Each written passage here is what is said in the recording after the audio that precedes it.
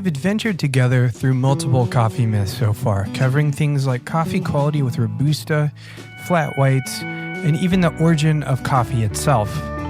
Today, we are on to an entire new coffee myth. And today we find out that not all coffee myths are built on lies. First impression is what I've always been best at. In today's episode, Jay Ruski takes us on a journey in that discussion of super specialty coffee in California. So I invite you to join Jay and me as he calls me from California during harvest time in 2018.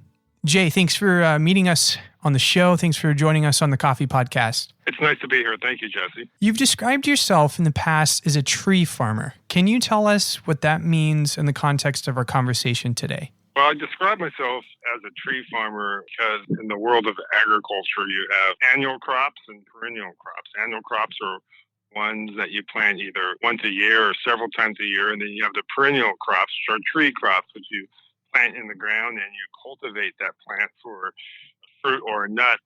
And that cultivation could go on for 20, 30, 50 years. So I have always distinguished myself as a tree farmer. And with that, it's a different culture in some ways of how you approach investment of planting a crop, what you expect on the marketing side. Usually it's long-term. You can't really adjust your markets quickly because you have so much invested in putting that tree in the ground. So from an agricultural standpoint, I think it defines what type of farmer I am or whoever wants to farm it. It's definitely it's a definition for sure. So this is definitely it seems to be sort of monumental in your life of who you are as a person. You are a tree farmer, and that's sort of one piece of your character. Is that accurate to say? You've been doing this for a long time. Yeah, I've been farming tree crops since 1990. Okay, wow. So it's been quite a while. Your company, Goodland Organics, was founded in 1992 and became a family business out of that. So you've specialized in growing exotic fruits in Southern California. I'm curious what the events were leading up to you choosing to plant coffee on your farm. Well, there's always a sequence of events and decisions that happen to arrive at a certain crop. The first major event was my family's purchasing a farm up in northern Goleta on the coast, just north of Santa Barbara, which was already producing avocados and some cherimoyas, which is a South American subtropical fruit that has some custard-like tropical qualities, but have to be hand-pollinated.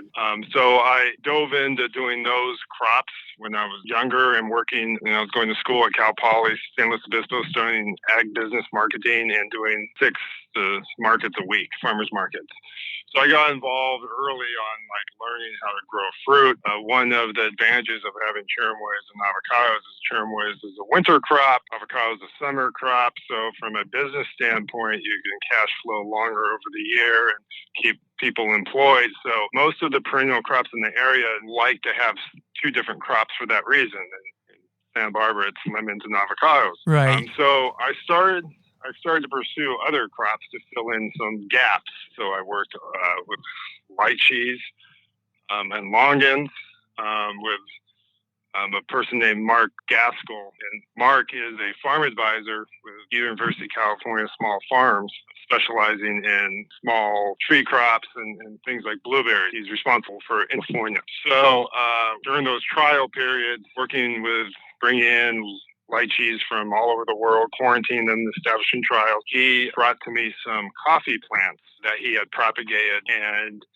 in his years of working in Panama and working in other places when he was with USAID, he was exposed to the coffee program, and he had good friends that were very successful in the specialty coffee program. So it occurred to him, let's try coffee.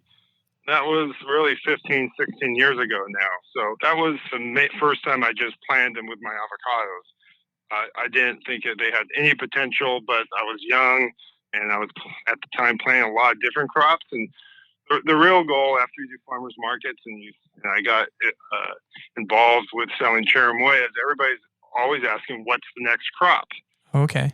What's the next? And so I'm getting to this mindset is, well, what is the next commercial crop? What will help my farm diversify? So I can cash flow and have a successful business, and or if one of the crops fails or markets fail. So it's really a diversification strategy. So purchasing the farm, working with Mark, and the pursuit of another next crop were kind of the major events that brought me to coffee today. I got you. So this decision, you said it was, well, it sounds experimental, but your motivations for planting coffee were really, you were just, sort of experimenting, diversifying your farm, and you didn't really know what to expect, it sounded like. I did not. I mean, when I looked at something like the lychee, I knew there was a good market for it. Knew most of the lychees in California being imported. When you looked at coffee in 2002, there was just the emergence of the specialty market. Starbucks was really beginning to get traction. So it was right there in the transition from the second to third wave component. So it was pretty new, and it didn't have a market to support it way back when. Gotcha. And yes, I was experimental, but I was in an experimenting mindset. I already had trials with the state to do other new crops, so that was one of them. I assume it was difficult to get a hold of the coffee plants and to plant them, but maybe it wasn't. You said you had this friend who sort of helped you get your hands on, I suppose, maybe seedlings, or what did you initially start with? Well, when I initially started with Mark Gaskell's friend at the border of Panama, his name was Sergio, and he gave Mark some of the Typicas and Caturas as my original stock. And then after that, Mark's good friend from Boquete, Panama, Price Pearson, visited me in like 2006 and saw what I was doing. I was pleased enough to send me some geisha seeds from his planting, which now make up my geisha. Wow. And then finally, the next round of seedlings, Mark was in El Salvador and went into the Pro Cafe, which is, I don't think they exist anymore, but it's a germplasm research station in El Salvador, and was able to acquire another 12 varieties from the germplasm itself. And he gifted those to me, and then I started propagating those seedlings as that makes up a lot of my varietals that we have established on the farm today. Okay, wow. So we're talking, you started with 2, then you gained the geisha. That's at least, if I can do math really quick, 15 varieties you have on hand. Do you have more than 15? We had 15. Some were redundant, especially from the trial, but it depends how you look at varieties and how you define them genetically. But okay. I have at least 12 to 15 varieties that we have in our collection to use for commercial use. And as you know, I sent you an email before we interviewed here. You know that we're doing this interview partially to reveal that there is coffee growing in California. I think maybe in your area, a lot of people might know what you're doing, but I think outside, this is sort of surprising. We're sort of busting a myth, so to speak. And I think the fact that you're growing, or you are capable of growing at least 15 varieties of coffee is pretty impressive, considering I don't know if coffee's growing anywhere else in the U.S.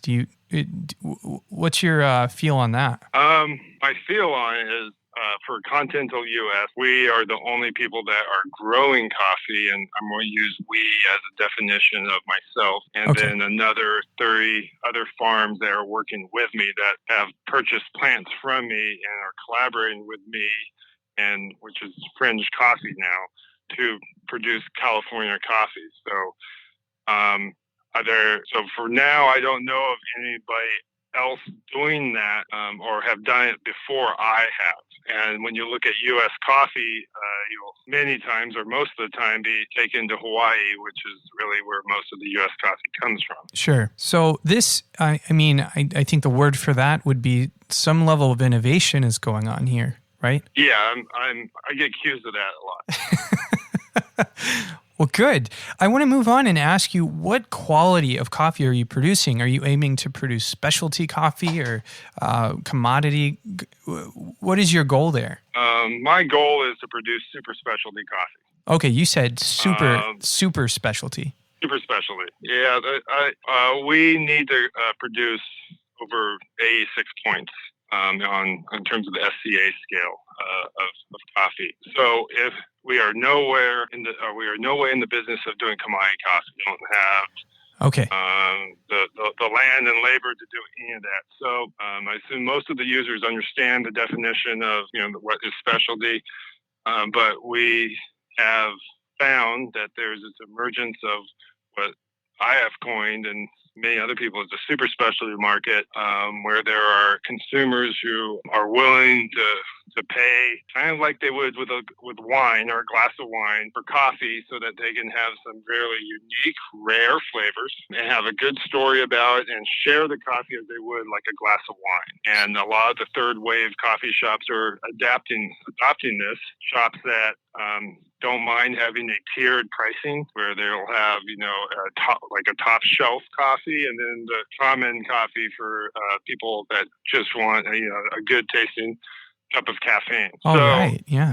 We're just trying to satisfy that really special, unique component. And there are things that we are doing here in California to try to do that in a way that takes a normal coffee like a Caturra and elevates it in a way that does it in high yielding. Okay.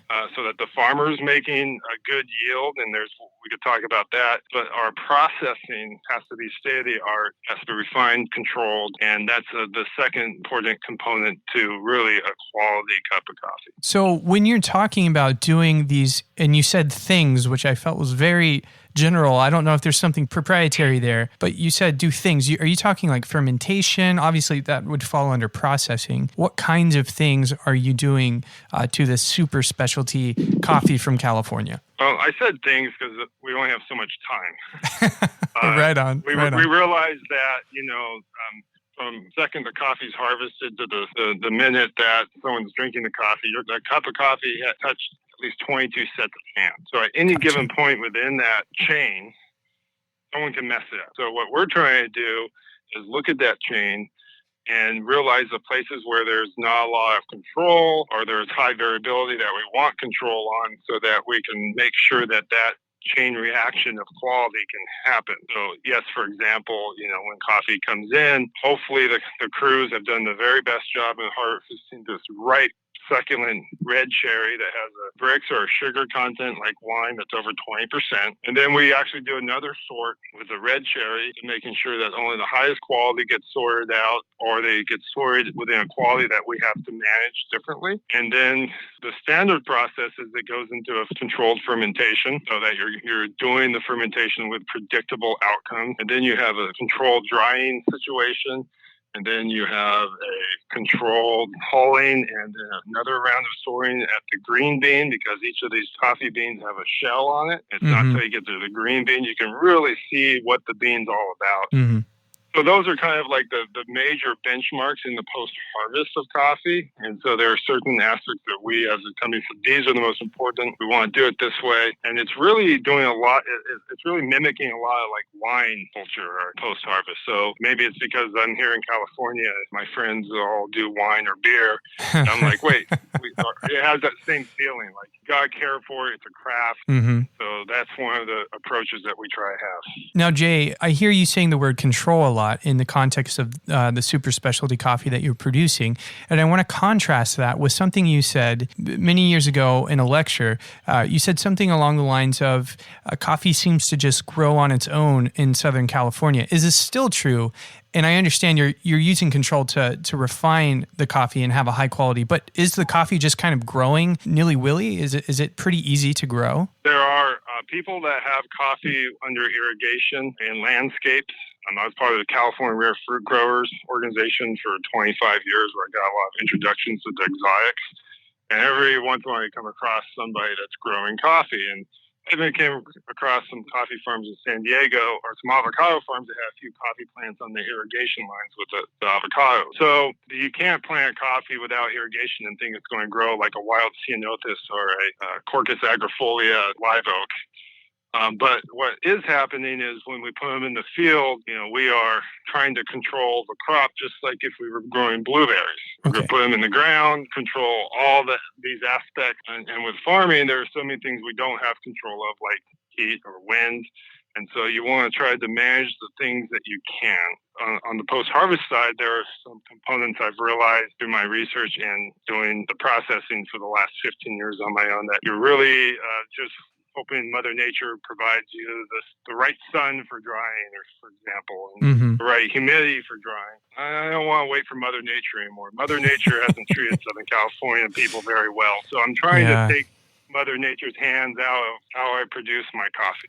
I feel like that's extremely quotable, so I hope you don't mind if I quote you on that one. Sure. You also mentioned in the lecture, and I'll give you a link to the lecture I was talking about. It was posted on YouTube in 2015. In that same lecture, you mentioned that you're growing coffee between 300 and 600 feet. Does this negatively affect the bean quality? And if not, then why not? Well, this is my favorite part, Jesse, because what I say here in California is elevation does not really matter about coffee quality like it does in the tropics.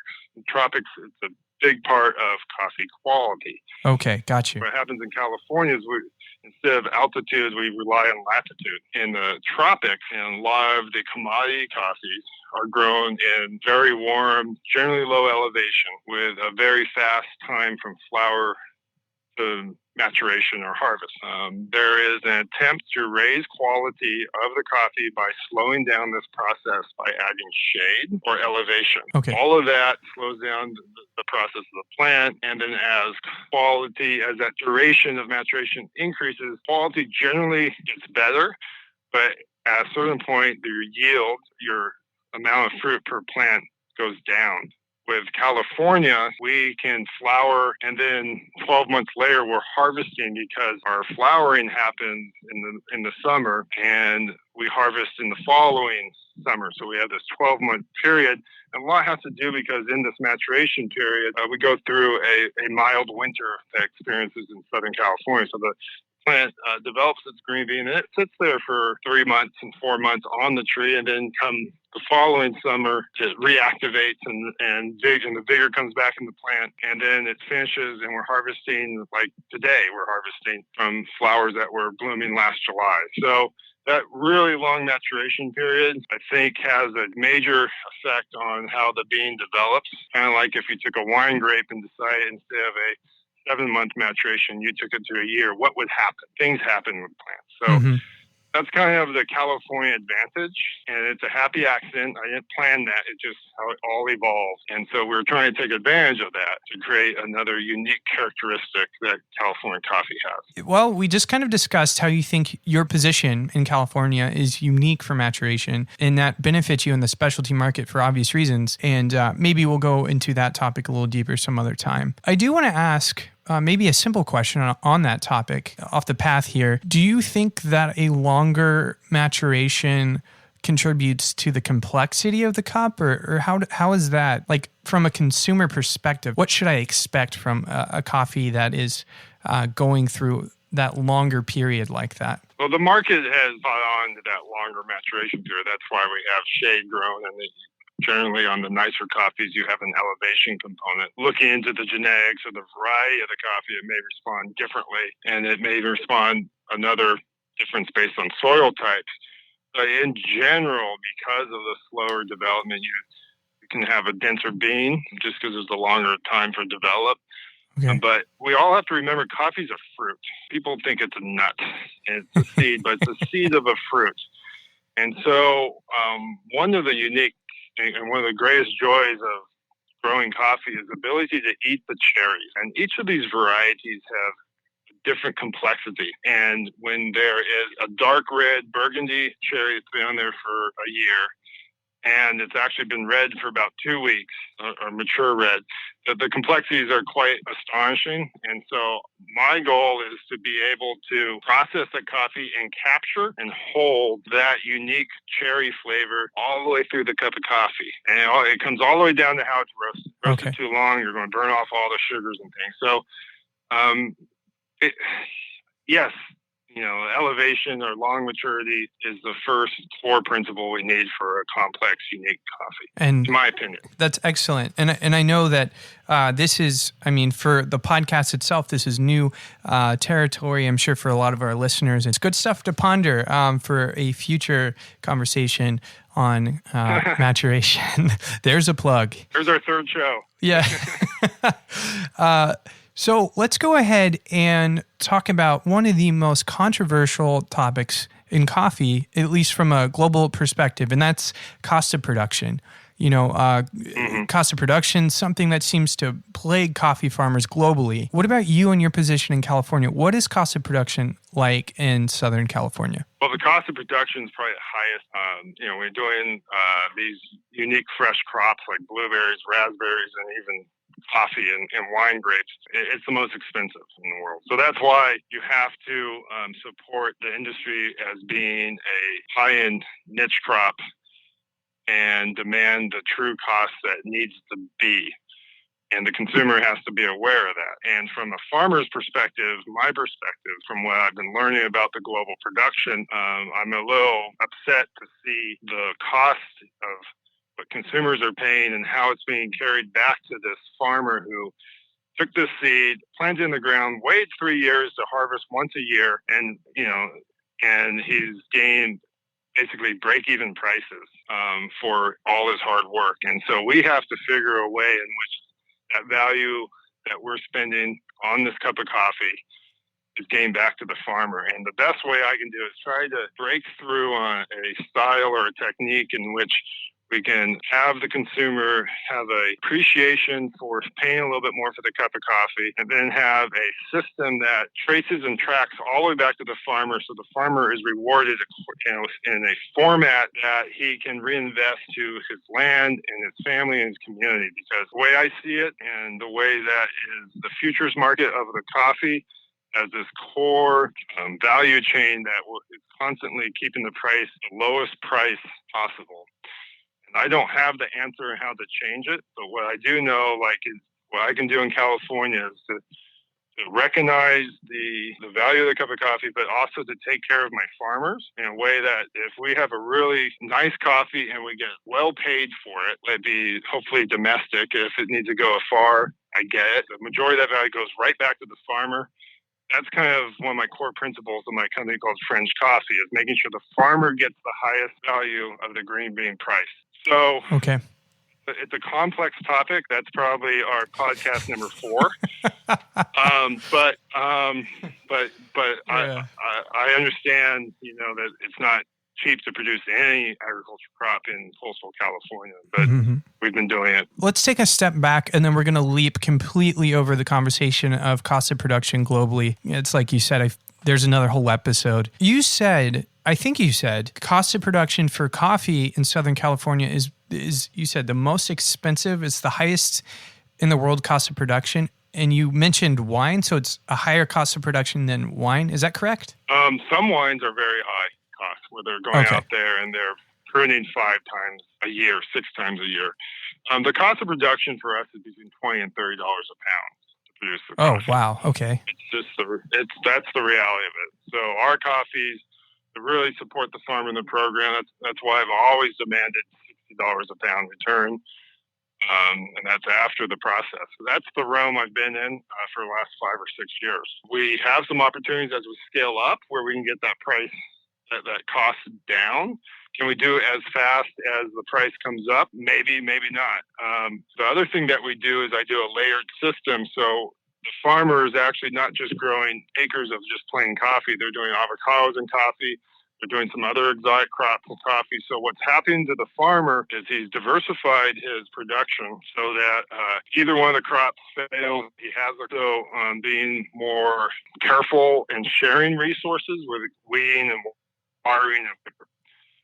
And part of that innovation approach that you accused me of earlier is right. we're really pushing hard on how you manage your water and your water chemistry. Since I've been in this business and come out of the closet as a coffee grower and been working with other avocado farmers and coffee, we've found some low-hanging fruit on how you manage your water so that all the crops are more efficient. And kind of this interesting crossroads I'm seeing in technology and wireless technology, where as we have water crises and water scarcity, it's forcing us to look at how we manage it. And there are some great technologies that have come out in the last 18 months that are really helping everybody out. And there'll be more to come that we can talk about in a later podcast.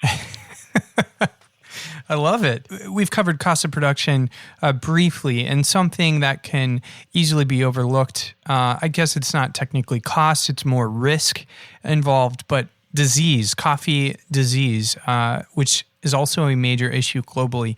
What is coffee disease like out in Southern California? Are y'all having to fight any of it? How does that affect your day-to-day operations? One of the advantages of being here in California is we don't have traditional coffee diseases. That was me knocking on wood. Oh, I heard that.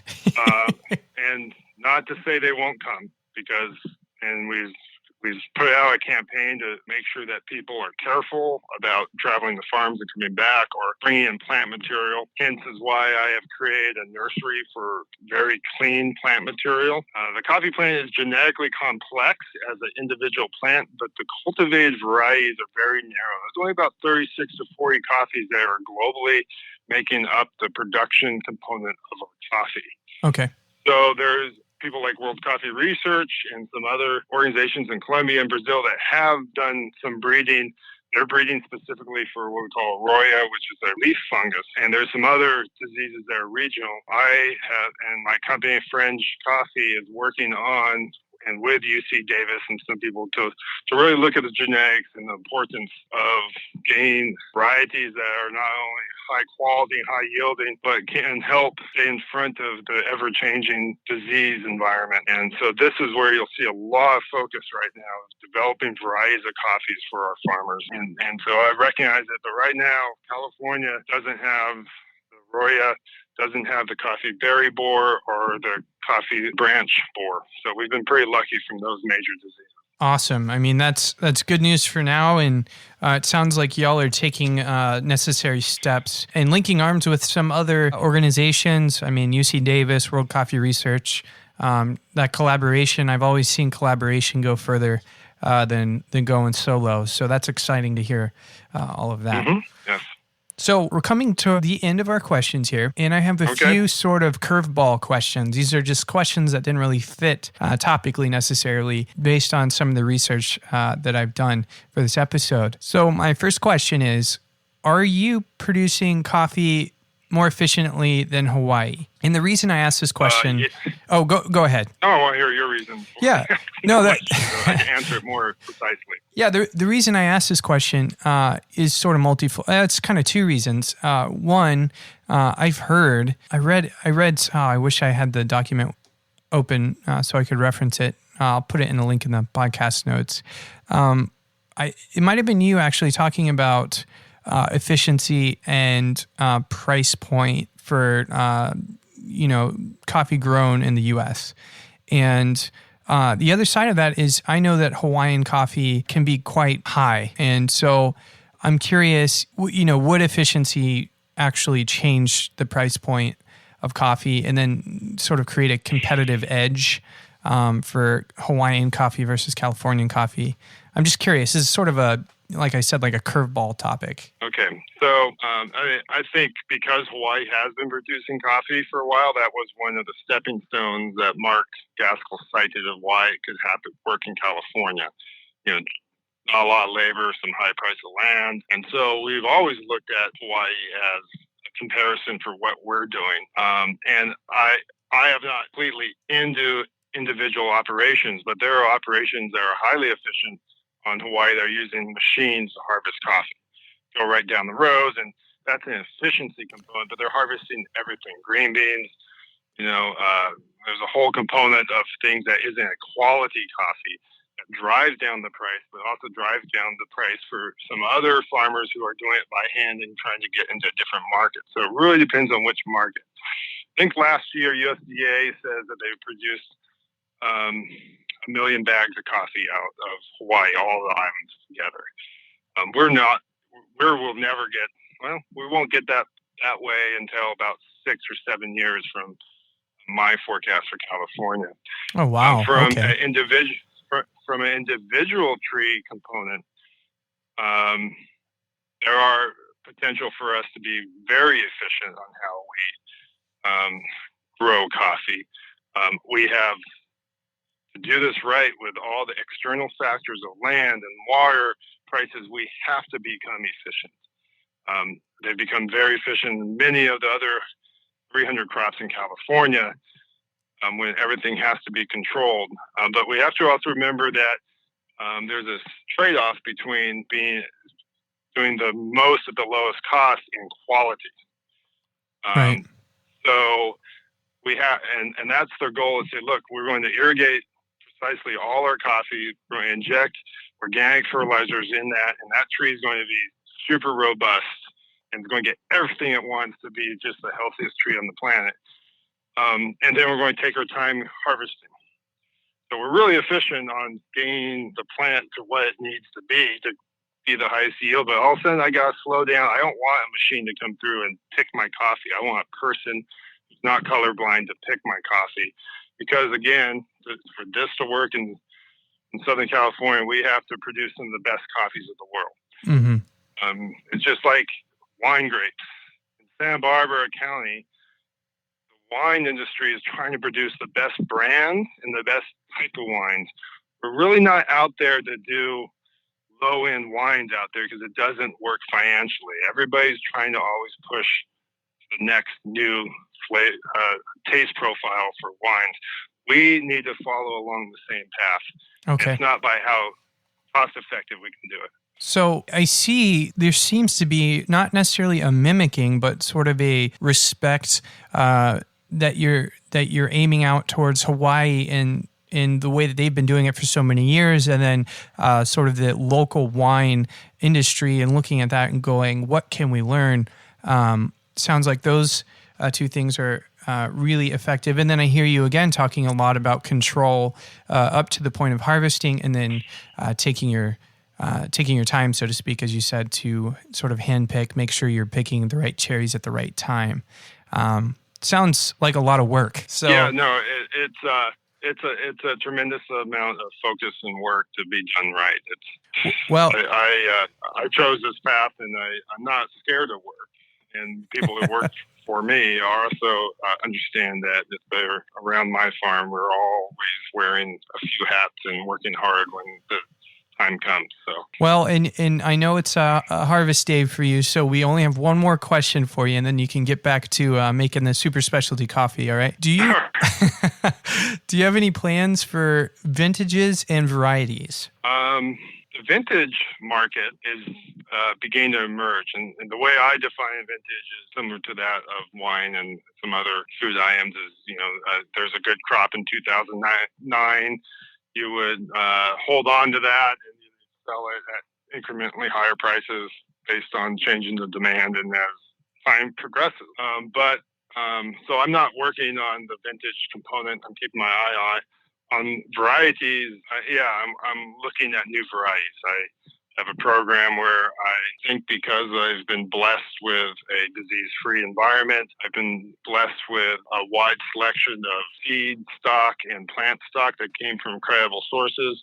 And I have some really great people at UC Davis and around the world who are supporting me. We are looking at the need for varieties, because in the long game, like all these other food crops that food on our plate, everybody's always trying to push varieties, not just for market. You want to be more adaptable to different climates, conditions, different soil types, and it's up to some of us farmers to stay in front of that production curve to say, what will be the next coffee for us? And so I feel like myself and the people of Fringe Coffee have that responsibility for California for sure. Globally, potentially, yes. So, and I almost would say any farmer that's really dedicated to their crop has to always look at the importance of varieties and how they can do what they can do in their system to advance diversity. So that's the best answer I have for that vintage varietal development program. Awesome. Yeah. Varieties has been a common conversation, I think, in the industry at large right now, specialty industry specifically. And then on the podcast as well. So Jay, we've come to the end of our episode, and this is typically a point where I ask our guests to give some kind of advice, life advice, coffee advice to our listeners. Is there anything you'd like to throw out there for our listeners to think about in coffee today? Well, I always talk about and it's with coffee or food, making sure you understand what it took or who got that food or drink to you. There's always some producer out there, specifically with coffee, who took a lot of risk and time to produce and to grow it. And maybe it's because I've been a farmer for so long, I'm always feeling like the farmer gets kind of left out in the consumer equation. It's now shifted in the last 12 years, so I'm pretty happy with that. But the farmer needs to be always really toasted to when you drink your cup of coffee. I think they're the hardest working people in that whole value chain of a good cup of coffee. All right, Jay. Well, hey, thanks for joining us on the show. We look forward to inviting you back on for some of those conversations at a later date. All right, Jesse. I fed you fables and fooled you with words. I hope you've enjoyed this conversation as much as I did. It's hard to believe we are 128 episodes into this project we call the Coffee Podcast. You may have noticed there are no more ads on the podcast. That's because we received listener feedback that y'all didn't want ads at the beginning of episodes. We were glad to make this change, but it does mean we have to get a little creative in how we support all the time and effort that goes into making this happen. As we discuss solutions, the best way for you to support the podcast today is by signing up for our free newsletter. That's where we get to connect with you on a more intimate level to tell you what's going on behind the scenes. There's a link to our newsletter in the episode notes, and you can find it on our website at thecoffeepodcast.org. Another way you can really support us is by sharing the podcast with people you think will love it. Now, the beautiful music you've heard in the background of this episode is by an artist named David Ramirez off his album Fables. The song is called Harder to Lie. It fits perfectly with our Coffee Myth series, don't you think? Now, thanks for listening. And as always, and until next time, happy brewing. I fed you fables and fooled you with words from my tongue, trying to make you think I was a better man than I was. But if you're asking me now to tell you the truth, it's getting hard